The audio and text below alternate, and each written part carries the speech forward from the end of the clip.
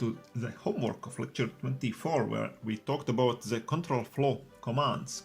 So the homework will be about those commands. So user enters an integer number x, find out whether or not x is a prime number. And if you don't know what's a prime number, here is a little reminder. Prime numbers are those positive integers that divides only by 1 and by itself. So no other dividers from prime numbers. Or in other words, we can say that primes have exactly two positive dividers. So the number 1 is a divider, of course, for every number, and also the same number.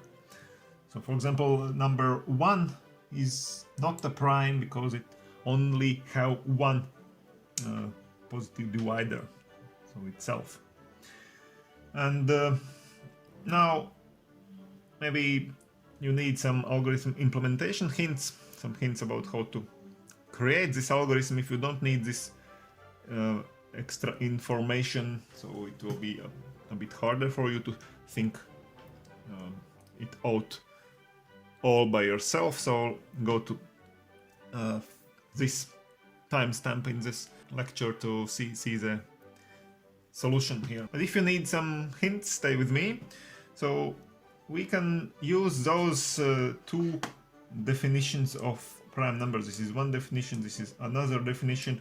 And for example, we can create a loop where we count the positive divisors of the given number. We just count how many divisors number x has. So this is known here that primes have exactly two positive dividers, so we just count them and see whether or not they are exactly 2. A very simple solution here. And another possible way how to create a solution for this algorithm would be to create a loop where we check whether or not the given number x divides by some other number. So other number from those two, 1 and itself, that it obviously divides by. So we check the interval from 2 to x minus 1, and within this interval, if we find one divisor, at least one divisor for this number x, it means that x is not a prime. If we don't find any divisors in this interval, then x of course is a prime. This is another possible solution here. So I'll just try to solve the problem using any of those two approaches and come back to see the solution.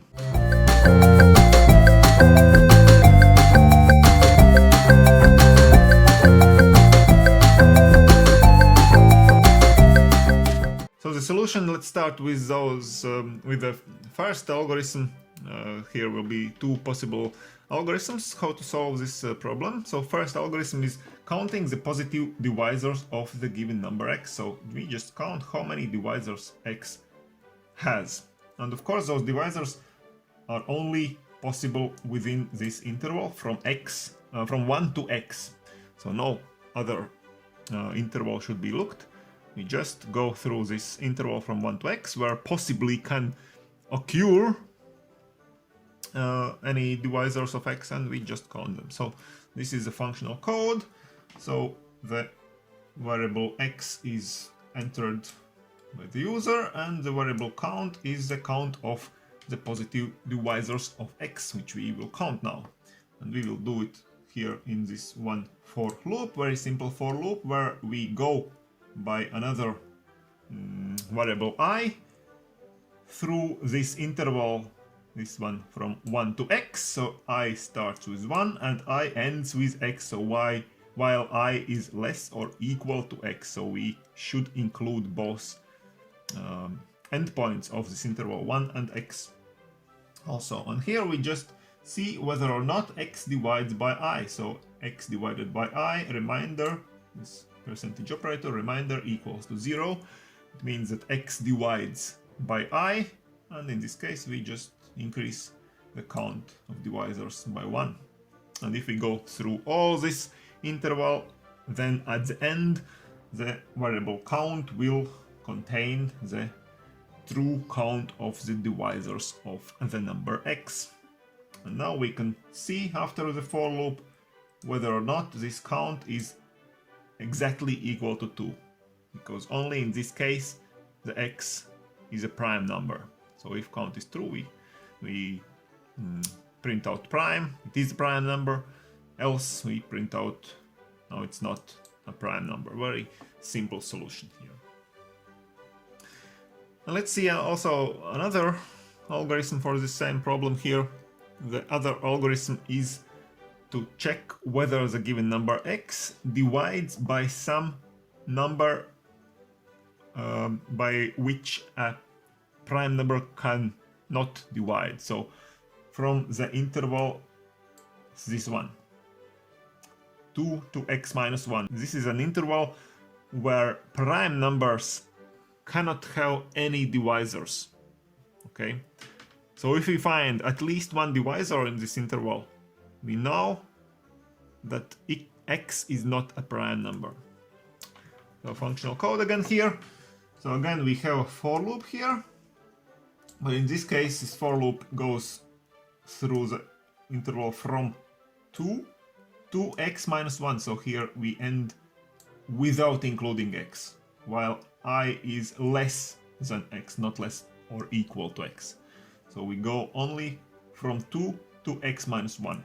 And again, in this interval, we try to divide x by I. And now, if we find that x divides by I, it means that we have solved our problem. We already know that x is not a prime. We don't have to go through all the rest of the interval and check whether or not x has other divisors. Okay, we already know that x is not a prime, so we perform here the break command, meaning that for loop ends. We don't have to do anything else is in this for loop here. And so after the for loop, we should print out the conclusion, whether or not the x is a prime number or not. And how do we know it here? So as we can see here, we ask whether or not x is equal to I. And why do we do that? Because there are two possible ways how we can get to this line of code here after the for loop. How do we get here?